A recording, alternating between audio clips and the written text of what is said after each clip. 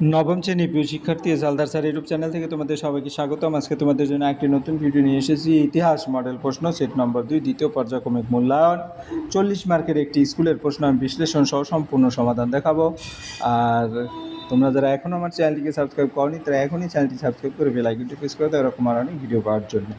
তোমরা দেখতে পাচ্ছ এই প্রশ্নটি নিয়েছি আমি দত্তপুকুর আদর্শ বিদ্যাপীঠ, যেটা 2025 সনের প্রশ্ন। সেটা সরাসরি আমি এই প্রশ্নটির উত্তর দিয়ে দেবো তোমাদের। আমরা প্রশ্নটি একটু বড় করে দেখিয়ে দিই তোমাদের। এই দেখো, এখানে সেকেন্ড সামেটিভ ইভ্যালুয়েশন 2026, সঠিক উত্তরটি নির্বাচন করো। এখানে 1 থেকে টোটাল 8টি প্রশ্ন আছে এখানে তোমার। এরপরে 2 নম্বরে হচ্ছে এক কথায় উত্তর দাও, 3টি প্রশ্নের উত্তর দিতে হবে। 3 নম্বরের প্রশ্ন, এরকম করে টোটাল প্রশ্ন আছে 7 দাগ নম্বর পর্যন্ত। আমি এক এক করে সমস্ত প্রশ্নটি দেখিয়ে দিলাম। এবার আমি প্রশ্নটির উত্তর বিশ্লেষণ করব। তাহলে তোমার এখানে দেখতে পাচ্ছ পূর্ণাঙ্গ প্রশ্ন এক নজরে, এই হচ্ছে তোমার পূর্ণাঙ্গ প্রশ্ন। তো এক নম্বর প্রশ্নের উত্তর আমি যদি বলি, এখানে কি আছে দেখে নাও। একের যে এমসিকিউ উত্তর, আমি সেই এমসিকিউ উত্তর দেবো তোমাদের। তাহলে এমসিকিউ কোনটা কোনটা আছে দেখে নাও। সঠিক উত্তরে নির্বাচন করে ইয়ং ইতালি দলটি গঠন করেন, দেখছেই তো। 3 নম্বর মাসচিনি। মাসচিনি কেন? 1831 সালে ইতালি জাতীয়তাবাদী নেতা জিউসেপ্পে মাসচিনি ইয়ং ইতালি সংগঠন প্রতিষ্ঠা করেন। এর উদ্দেশ্য ছিল ইতালি ঐক্য স্বাধীনতা অর্জন। পরের প্রশ্ন, ভিয়েনা সম্মেলন ফ্রান্সের প্রতিনিধিত্ব করেন কে করেন? ভিয়েনা সম্মেলন ফ্রান্সের প্রতিনিধিত্ব করেন টেলিরা। এরপরের প্রশ্ন হচ্ছে মিউল যন্ত্রটি আবিষ্কার করেন ক্রম্পটন। এরপরের প্রশ্ন, যেটা দ্বন্দ্বমূলক বা বস্তুবাদের প্রবক্তা, এটা হচ্ছে কার্ল মার্কস। এরপরের প্রশ্ন, আমি প্রতিটা প্রশ্নের ব্যাখ্যাও দিয়েছি, তোমরা সময় করে ব্যাখ্যাটা পড়ে নেবে। সেডানের যুদ্ধ হয়েছিল 1870 সালে। তারপরের প্রশ্ন, পৃথিবীর কারখানা বলা হতো ইংল্যান্ডকে। এই প্রশ্নটি কিন্তু আমি আবার বলছি দত্তপুকুর আদর্শ বিদ্যাপীঠের প্রশ্ন। পরের প্রশ্ন 6 নম্বর, রক্তাক্ত রবিবারের ঘটনা ঘটেছিল, এটা কবে ঘটেছিল? 1905 খ্রিস্টাব্দে। পরে 14 দফা নীতির প্রবক্তাকে উড্রু উইলসন। তাহলে আমরা বিভাগ ক দেখলাম। এবার বিভাগ খ, লুই কসুত কে ছিলেন? লুই কসুত ছিলেন হাঙ্গেরির একজন বিখ্যাত জাতীয়তাবাদী নেতা। তার সম্পর্কে বিস্তারিত তোমরা এখানে পড়তে পারবে, কিন্তু এটার উত্তর এটা লেখা দরকার নেই। এরপরে কোন দেশে সুয়েজ খাল খনন শুরু হয়েছিল? আমরা দেশটা শুধু বলতে হবে, মিশরে। এরপরের প্রশ্ন, জাতিসংঘ কত খ্রিস্টাব্দে গঠিত হয়েছিল? 1945 খ্রিস্টাব্দে। পরের প্রশ্ন, সত্য মিথ্যা। লুই ফিলিপের রাজত্ব জুলাই রাজতন্ত্র বলা হয়, উত্তর সত্য। তারপরের প্রশ্ন, প্রথম বিশ্বযুদ্ধ ইংল্যান্ডের ছিল ত্রিশক্তি চুক্তি ভুক্ত দেশ, এটা মিথ্যা। পরের প্রশ্ন হচ্ছে স্পেনের গৃহযুদ্ধের নায়ক ছিলেন ফ্রেডারিক এবার্ট, এটাও মিথ্যা। এরপরের প্রশ্ন হচ্ছে তোমার বিবৃতির সঙ্গে মানানসই ব্যাখ্যা। যেমন বিবৃতি হচ্ছে এটা মেটার্নিক কার্লসবার্গ ডিক্রি জারি করেছিলেন, এটা সঠিক ব্যাখ্যার সাথে 3 যায়, জার্মানির জাতীয়তাবাদী আন্দোলনে দমন করার জন্য। আমরা যদি 3টি ব্যাখ্যাই দেখি এখানে, তোমরা কিন্তু এখানে এক এক করে এই যে এইটার 3টি ব্যাখ্যা আছে, ঠিক আছে। এরপর খ নম্বর, বিবৃতি, ক্রিমিয়ার যুদ্ধে রাশিয়ার পরাজয় ঘটেছিল, সঠিক ব্যাখ্যা রাশিয়া প্রকৃতপক্ষকে দুর্বল ভেবেছিল তাই। এরপরে আমরা যদি চলে যাই 3 নম্বর, কয় নম্বর হলো এবার? এক এক করে আমরা যদি প্রশ্ন দেখি, 2 হয়ে গেল, 3 হয়ে গেল, তারপরে আমরা 4ও দেখে নিলাম। লুই ফিলিপের 4 নম্বরে কী ছিল? 2টি 3টি বাক্যে উত্তর দাও, ঠিক আছে। তাহলে আমরা বিবৃতি, 4 ছিল বিবৃতি। এবার 5 নম্বরের প্রশ্ন হচ্ছে 2-3টি বাক্যে হেটারিয়া ফিলিকে বলতে কি বুঝো? হেটারিয়া ফিলিকে ছিল 1814 সালে প্রতিষ্ঠিত একটি গোপন গ্রিক জাতীয়তাবাদী সংগঠন। এটি রাশিয়ার ওডেসা শহরে প্রতিষ্ঠিত হয়েছিল। এর প্রধান উদ্দেশ্য ছিল তুর্কি অটোমান শাসনের হাত থেকে গ্রিসকে মুক্ত করা এবং স্বাধীন রাষ্ট্র প্রতিষ্ঠা করা। এরপরের প্রশ্ন হচ্ছে কি, ঘেটো কি?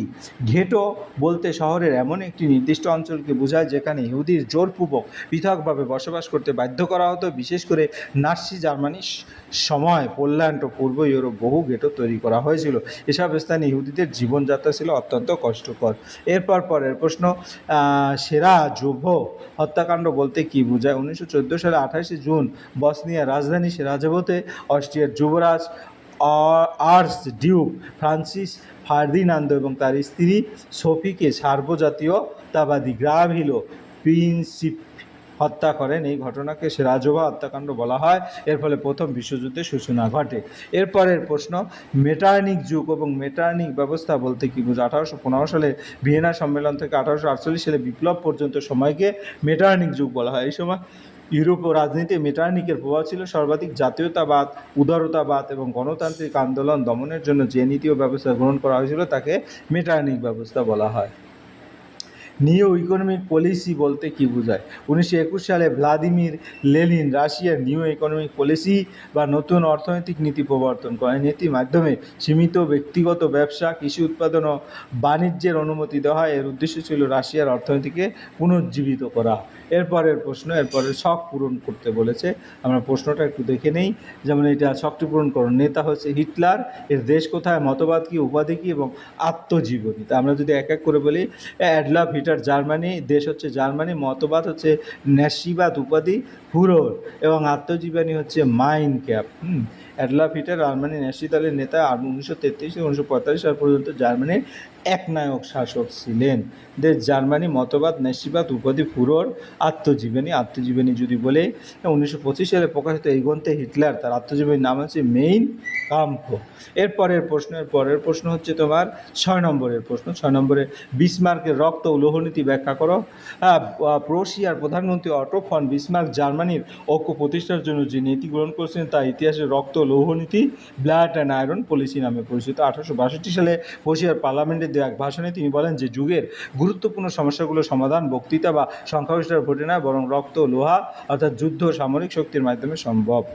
বিসমার্কের লক্ষ্য ছিল প্রুশিয়ার নেতৃত্বে জার্মানির রাজনৈতিক ঐক্য প্রতিষ্ঠা করা। এই উদ্দেশ্যে তিনি ধারাবাহিকভাবে ডেনমার্ক 1864, অস্ট্রিয়া এবং ফ্রান্সের 1870 থেকে 71 বিরুদ্ধে যুদ্ধ পরিচালনা করেন। প্রতিটি যুদ্ধে প্রুশিয়ার বিজয় জার্মানি ঐক্যের পথকে সুগম করে।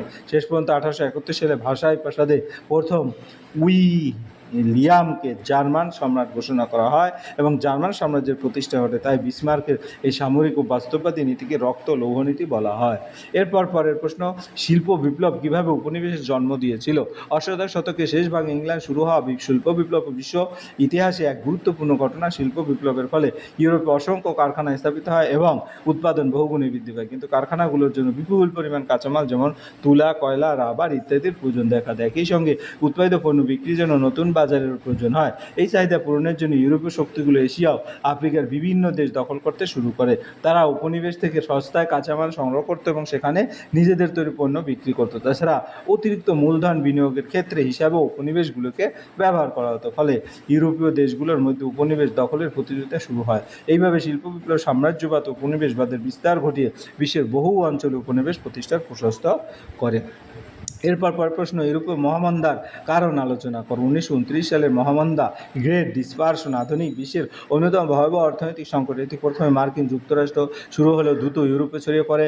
মহামন্দার প্রধান কারণ ছিল অতিরিক্ত উৎপাদন এবং কম ক্রয় ক্ষমতা। শিল্প ও কৃষিক্ষেত্রে উৎপাদন বৃদ্ধি পেলেও সাধারণ মানুষের আয় সেই হারে বাড়েনি। ফলে বাজারে পণ্যের চাহিদা কমে যায়। 1929 সালে অক্টোবরে নিউ ইয়র্কের স্টক এক্সচেঞ্জ শেয়ার বাজারে ভয়াবহ ধস নামে, যা অর্থনৈতিক সংকটের মুখে ফেলে বহু ব্যাংক ও আর্থিক প্রতিষ্ঠান দেউলিয়া হয়ে যায়। প্রথমে বিশ্বযুদ্ধের পর ইউরোপের বহু দেশ আমেরিকার ঋণের উপর নির্ভরশীল ছিল।